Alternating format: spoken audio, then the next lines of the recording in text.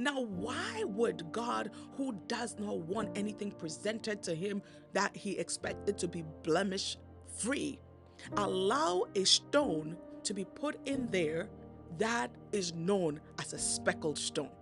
Because he knew that at some point, some of us, oh, the Gentiles, some of us that don't belong, some of us that have so many spots and blemishes, will be allowed. And so we may be the last that comes in, but the Father did not close the door on us. He embraced all of us like the prodigal.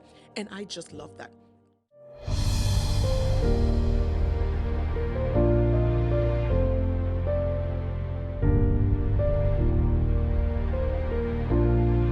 Hello, and welcome to another episode of The Eden's Gem.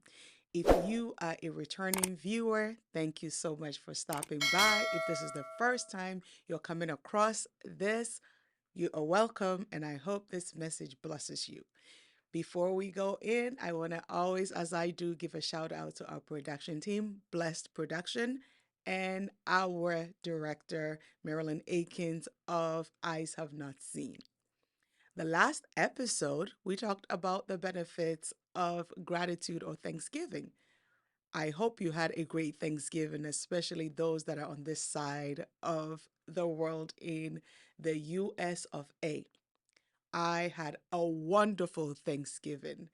I know it was just my children and my husband currently out of the country.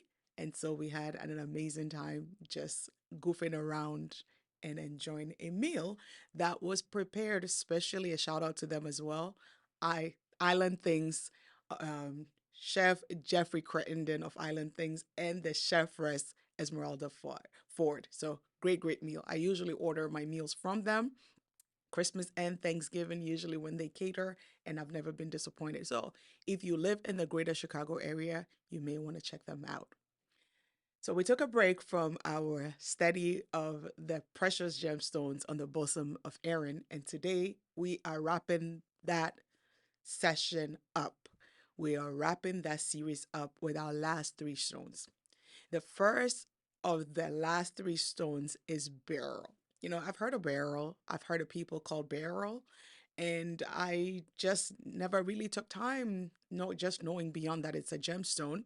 So I was very, very intrigued when I was studying the last three stones, as is found on the breastplate of Aaron. Oh, I'll try to say that like five times, right? The breastplate of Aaron.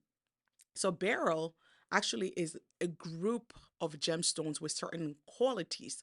So it's not a particular one gemstone.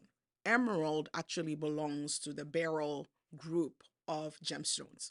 And what beryls are known for is prized for their colors, their durability, and transparency.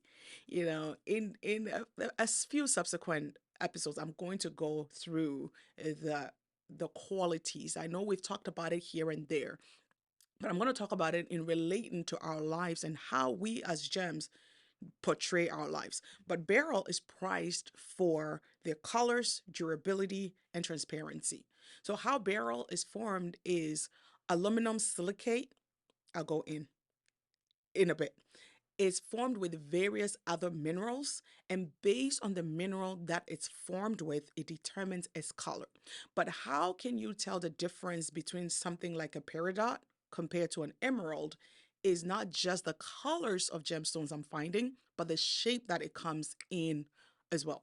So beryl usually comes up when it's dug up. It comes in a hexagon type of shape, and all of it, for all varieties of it, irrespective of the color. The reason why they know it's beryl is obviously when it's tested to see the type of mineral composition that it's in, but also the shape. All varieties of beryl occur in a well-formed six-sided elongated prisms. That's how gemologists are able to tell, not just by the color, but that this is a beryl based on its shape and the prisms that it presents.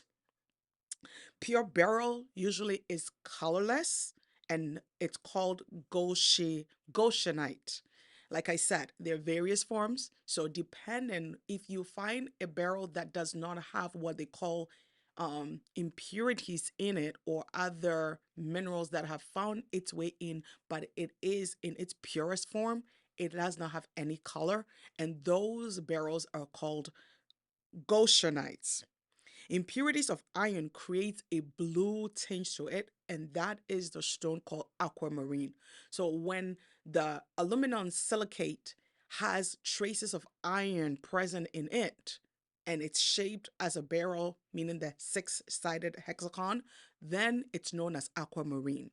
If it doesn't have any other impurities or any other minerals infused in it, then is the goshenite. And then when it has manganese in it, then it comes and presents a pink hue, which is the morganite. And then when it has chromium infused in it, that's when it gives this beautiful green color called emerald. When I was looking at that, I said, my goodness, how amazing is our Father? So when you and I come in our nature, our natural form, whether male or female, God infuses certain elements, minerals that create our uniqueness. So we can come even though we're all human beings, even though we may be all females or we may be all males, the intrinsic different characteristics that forms in us, like it differs whether we're emerald, whether, so we are all part of the Beryl family, but our individuality is shaped by what is infused, whether through our upbringing, our DNA.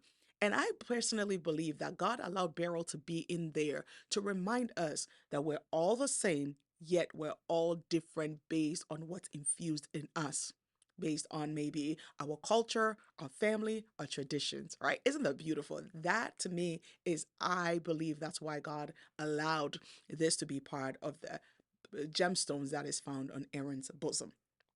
The next on that list is my actually personally my favorite, which is the onyx.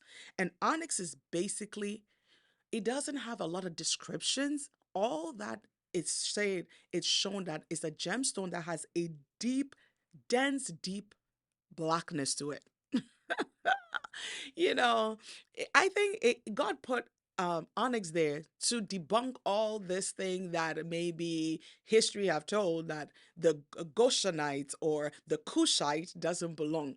But God said, irrespective of your color hue, irrespective of the density of your color, you belong to the Father's bosom. And God put the onyx there as a reminder that whether you're black, you're blue, you're green, no different colors represented there. Yes, we know that it represents the 12 tribes of Israel, but we all are Father Abraham's children. The children, I oversee the children's ministry and I get the privilege to teach there sometimes. And every day without fail, when the teachers go in, we ask them, what do you want to sing? Or especially when I teach them, I ask them, like I ask the children, what worship songs do you want? And without fail, every single time, one child would say, Father Abraham had many sons, and many sons had Father Abraham.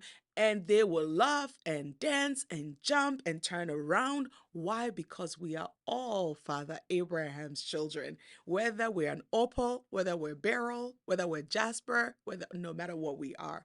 And I personally like that. Black or straight banded, stone or chalcedony is what the onyx is. And the final stone that we're covering in this episode is Jasper.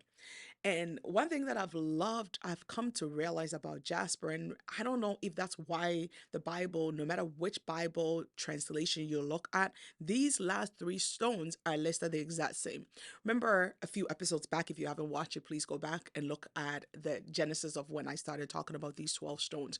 I was sharing that different translations, if you look at the message, it kind of give a different names to it. But when it comes to these last three, sorry, listed on the fourth row, every translation that I looked at talked about beryl, onyx, and jasper.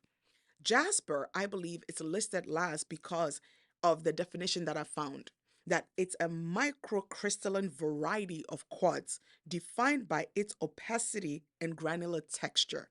right? That it is frequently multicolored with a diverse range of distinctive patterns, and that the name is derived from an old French said Jasper, which means speckled stone.